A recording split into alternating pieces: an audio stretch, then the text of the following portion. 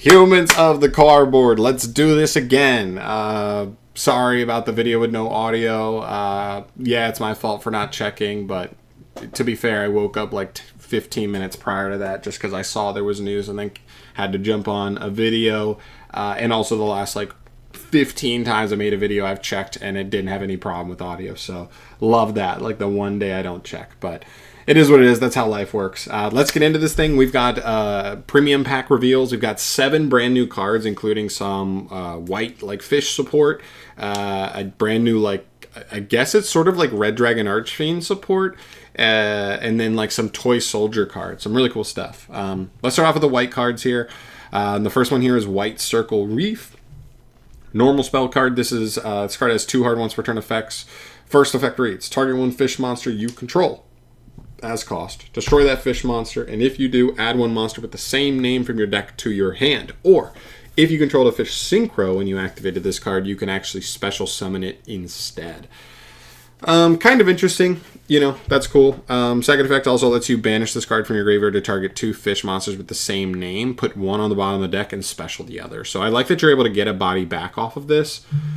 Basically, this card makes no sense unless it has like good synergy with a fish monster, where like destroying a fish is going to let that fish float, and that way you're actually plussing. Because otherwise, you just go neutral on this card, right? Because you give up this card in hand plus a fish on field to get another fish, and then later you're reviving a fish. So you're pretty much trading like 2 cards for 2 fish bodies on field, and you'd already have to have a fish on field to do that in the first place. So easier said than done. It'd have to be like with cards that have synergy with it that like float when they're destroyed. But other than that, this card seems like it has a lot of text that doesn't really do a whole lot. So it's going to be based on the fish you use it with. Next up, we have White Arbitration. This is a continuous trap. 3 hard ones return effects here. First one lets you target a fish you control and make it a tuner that turn. Okay, not great on a trap card. Second effect, when your opponent's monster declares an attack, discard a fish monster to change all monsters your opponent controls to defense. You know, battle protection essentially by losing hand advantage, which I don't love. And the third effect, if your fish monster is destroyed battle or sent to grave generically, you can send this card face up from your spell and trap zone to special summon a fish from the grave. That's like the best effect here, but like you got to give up this card, so like you have to give up this card, which isn't great. It's not like a grindy card. You're able to do that every turn. It's a trigger effect, so you still have to wait for something to like let this pop off. And also, I guess those are the 2 main things. Yeah, those are mostly it. I like that it doesn't target. That's kind of nice. But this card overall, just like, again, these 2 first effects are like, you know, just little baby bonus effects, like on a trap card making something a tuner. So slow. Battle protection, whatever. And then this one's just like fine, but like how much is it really doing on the opponent's turn? I guess the white cards have some of their synchros that do stuff when they're summoned on the opponent's turn, but other than that, like not much. So just okay. Not really impressed with either of these white cards, to be honest. Plus, I don't think they're searchable. I don't believe so. Correct me if I'm wrong, but I don't think they're going to be searchable. Next up, we'll talk about this card. This is Eban's Sun. Is a continuous spell. You can only use its 3 effects once per turn. Again, another 3 effect card. If a face-up monster you control is destroyed by battle or card effect, you can gain life points equal to their total original attack. Okay, fine. If a monster is special summoned face-up from your graveyard, you can target one of them and it gains 1,000 attack. Okay, again, just like whatever, just a 1,000 attack boost. And third effect, if a spell or trap card is sent from your hand to the graveyard, target one of them and add it back to the hand. Not great. That's not going to trigger if you like activate a spell or trap. You have this is like pitching them from hand for some other effect. Not ideal. This card just does again 3 effects that just do a whole lot of nothing. To be honest, don't like this card at all. All right, now we get to the actual interesting cards. The first one here is Red Lotus King Flame Crime. I think this guy's low-key fire Red Dragon Archfiend support. He looks like it. He looks amazing. He actually looks so good. This is a level 3 Fire Fiend effect monster. 1,700 attack, 300 defense, 3 hard ones per turn effects, but this time they're actually decent. The first one is during the main phase. If you control a Fiend Tuner, or your opponent controls a special summoned monster, just any special summoned monster, special this card from the hand. Okay, jumps out of the field pretty easily and as a quick effect. It's kind of neat. That's pretty cool. That's actually pretty spicy for sure. If this card is special summoned, you can inflict 400 damage to your opponent for each fire monster you control with different names. So even if you're going second, you're at least burning them for 4. This is spicy as hell. This card, I mean, we talk about like Spooky Dogwood as like a potential side deck option.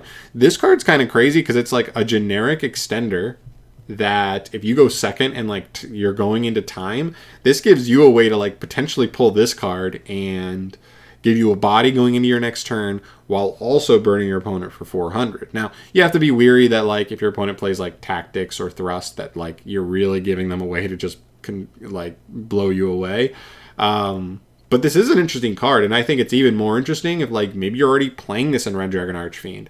If it's really, really good, if it's already a 3 of, I don't know because I haven't messed with the deck at all. Like, then you just inherently have this built in as like a time card essentially, which is really interesting. So, and it also makes it so like going second, opening 2 of this, even though it's a hard one's return, is not that bad because you special 1 on your opponent's turn, the second one on your turn, and you've just got 2 free bodies to like play around with. You know what I mean? It's really cool. And last effect, if this card is sent to the graveyard as synchro material, you can send a normal trap from your deck to the grave. I'm assuming Red Dragon Archfiend has a normal trap that actually like gives you some value being foolish. Worst case scenario, you could play some generic cards. You could play 1 copy of Lost Wind, 1 copy of whatever the other one is that's like only on your turn. You can banish it to negate a monster on field. Like just any of those random traps that just like actually have a good trap graveyard effect. Well, why not, right? So, especially if it's Red Dragon Archfiend and they're like, you're always synchroing this off anyway, right? So, there's some cool stuff. I think this is just in a vacuum, a good card. Now, the question is how many decks it actually is really good synergy with, but good card overall, to be honest. All right, and then we move into the last things. I think actually, to me, the most interesting things overall are the toy cards. These are actually really interesting. So the first one is Toy Soldier. He's the best one of the 3, in my opinion. He's a level 4 light warrior, 1500 attack, 1000 defense, 2 hard ones per turn effects. First effect, the 2 monsters share these 2 first effects. They can be set from your hand into your spell and trap zone as a spell. Set, so your opponent wouldn't even see what it is, just like artifacts, essentially. And second effect, if this set card in the spell and trap zone is sent to the grave, special summon it. I love that it's just sent. It doesn't have to be destroyed, so like Forbidden Droplets can trigger this. If you send this off of Dia Bellstar to summon her, boom, this guy comes back. And the third effect, if this card is normal or special, it adds a toy box from deck to hand. Or if you already have toy box, you can actually add a level 4 light monster from your deck to your hand instead. That is generic as generic as it sounds. That is any level 4 light monster. Very, very cool. Very, very solid. Very strong. So like worst case scenario, even if you just hard draw this card and have nothing else, you go normal summon, add toy box, and you'll see what toy box does. But it kind of helps you grind a little bit, which is cool in and of itself anyway. So this card is just a +1 that gets you like, actually it's technically a +3 when you read toy box, but it's like a sort of +3, but you'll see. But like the bonus of being able to, I don't know, search like Dogmatica Ecclesia, generic level 4 light that like is a good extending engine, right? Like there's definitely some good cards stuff here that you can mess around with for sure. All right, next up you have Toy Tank. This is a level 4 light machine monster, 1000 attack, 2100 defense. Those 2 first effects are the same exact ones. You can set them, and it can summon if it's sent. You can tribute this card to special summon a level 6 or lower monster from your hand, or if you control Toy Box, you can special summon from grave instead. Obviously, summoning from grave is better, but it takes setup. So I don't know how truly good this card is. I actually think this card's third effect is almost irrelevant. I'm not gonna say it's definitely irrelevant in every single time you're using it. But as far as like turn 1 application, it really feels like these first 2 effects are gonna matter a little bit more. It's more of just an extender at that point. If you're able to get like both of these in rotation and like get them both sent, you get not only the search off of Soldier and him back, but if you're able to send both from the spell and trap zone, you're getting 2 level 4s and a search for any level 4 light. You know, so a rank 4 is on the table plus whatever light you searched, and then we're actually talking, you know, some business here. And the last card here is Toy Box. Once per turn, you can activate 1 of these effects. Set to your spell and trap zone as spells up to 2 monsters from your hand, deck, face-up monster zone, and or graveyard that have toy in their original names and an effect to set themselves in the spell and trap zone as a spell. So you can place any any 2 toy monsters. I don't know if there's any other toy monsters that fit this description. I think it's possible this guy, I think he might be like Toy Magician. He might have an effect here that may apply. I don't remember what he does, so he might apply here. I don't know what his effects, if they're good enough here. But yeah, so you can place both of these, or Toy Magician or whatever other card might apply, straight from the deck to that. So that's technically a +2. It's a bad +2 because like you need something to like send those cards to get more value out of them, but just getting them up is already pretty nice. The second effect that you get to choose one of these, destroy up to 2 cards in your spell and trap zone. So boom. If you can already get them placed, this gets them sent, or if you don't have them in the first place, this gets them placed. And at least allows you to grind because like they're there, and if your opponent can't remove them, you'll find a way to send them later on and start popping off from there. But that's cool. I like that it's a continuous, so it puts the pressure on your opponent, like they have to remove this card or it's going to come back to haunt them later probably. Also, it has this second effect where once per turn, when an opponent's monster declares an attack, you can send any face-down card you control to the graveyard to destroy that opponent's monster. It's not bad, so it really puts them on like they got to remove Toy Box. Now, there's no protection here, so that's the downside is like 1 Cosmic. They're just always Cosmicing Toy Box because you're not protecting yourself from battle anymore. You are not popping these next turn. But, it still gets you value, regardless. So it is actually pretty interesting. But if you think about it, just opening Toy Soldier means like you can normal summon him, add Toy Box, activate Toy Box, and then set another copy of Toy Tank and Toy Soldier.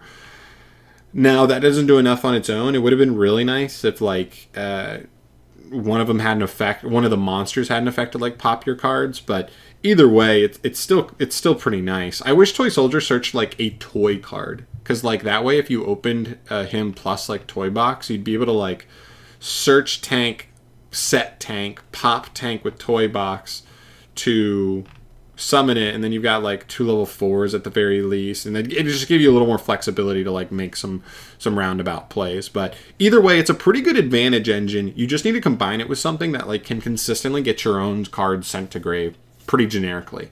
Like I said, Diabell Star is interesting. I'm sure there's some other interesting ones I can't think of off the top of my head because I am super tired right now. But let me know in the comment section down below any other engines you think actually would be really spicy with these, because I do think there's some really cool value here, and like also what level 4 lights you might be searching here. I'd love to hear that stuff down below because these are just good cards. Like Toy Soldier is just straight up like a +3.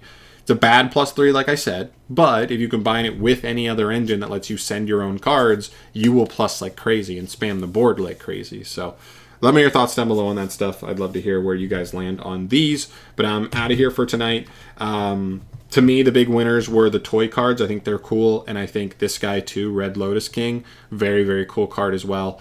But the Ebon Sun and the white cards definitely missed the mark for me. But let me know where you guys land. Let me know if there's any other cool synergies with some of these cards with already pre-existing cards that I can't think of off the top of my head because I'm falling asleep here. And again, sorry about the video with no volume. That's on me, but just an unlucky situation. But I'm out of here. I'll see you guys in the next one. Thank you so much for watching. As always, subscribe to the channel for more stuff from me, and I will see you in the next one. Peace.